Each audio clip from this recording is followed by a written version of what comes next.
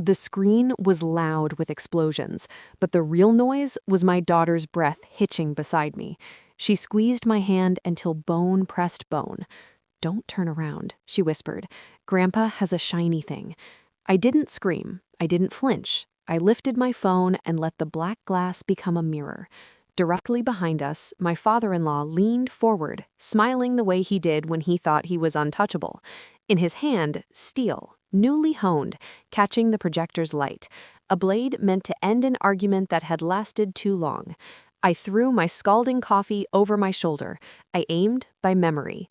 It hit both eyes. He howled, the blade clattered, and while the theater erupted in confusion, I stood, turned, and finished the job, pinning his wrist, kicking the weapon away, and driving him face first into the sticky floor until the shouting became security, then sirens. I didn't look back when they dragged him out. I never do. This didn't start in a movie theater. It started years earlier, with Sunday dinners and handshakes that lingered too long. He welcomed me like a son, called me family before I earned it.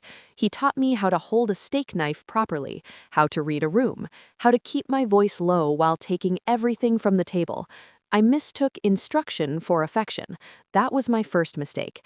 The second was trusting him with money. When my wife's mother died, grief came with paperwork, a retirement trust, voting rights, a quiet river of shares that flowed through his hands because he said it would be easier. "I'll protect it," he promised.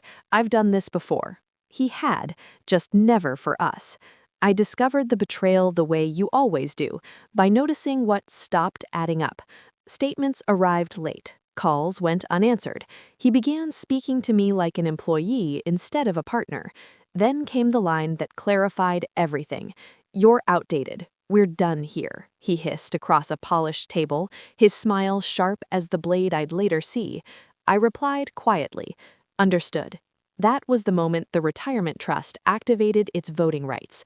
By Monday morning, the board convened an emergency meeting.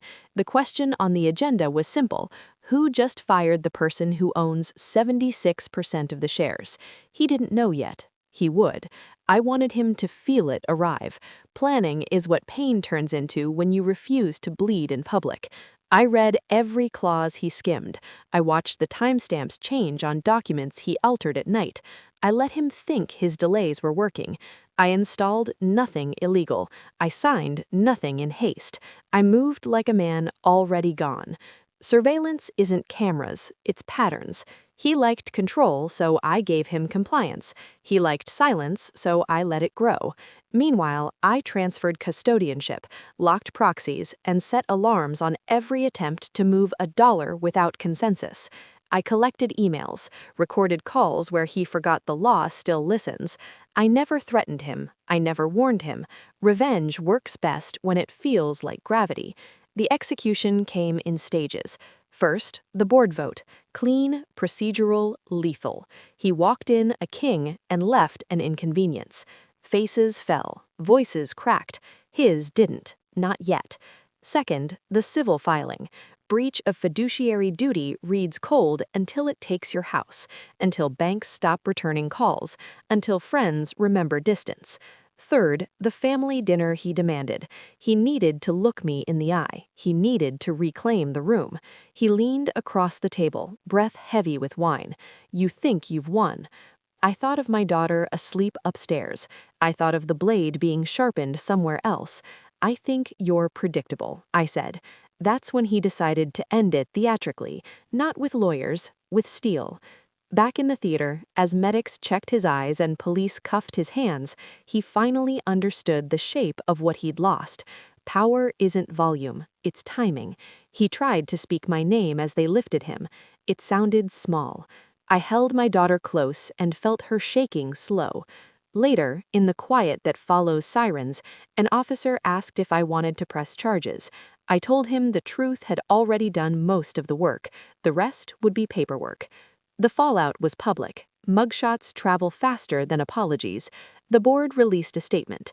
The trust settled into its rightful place.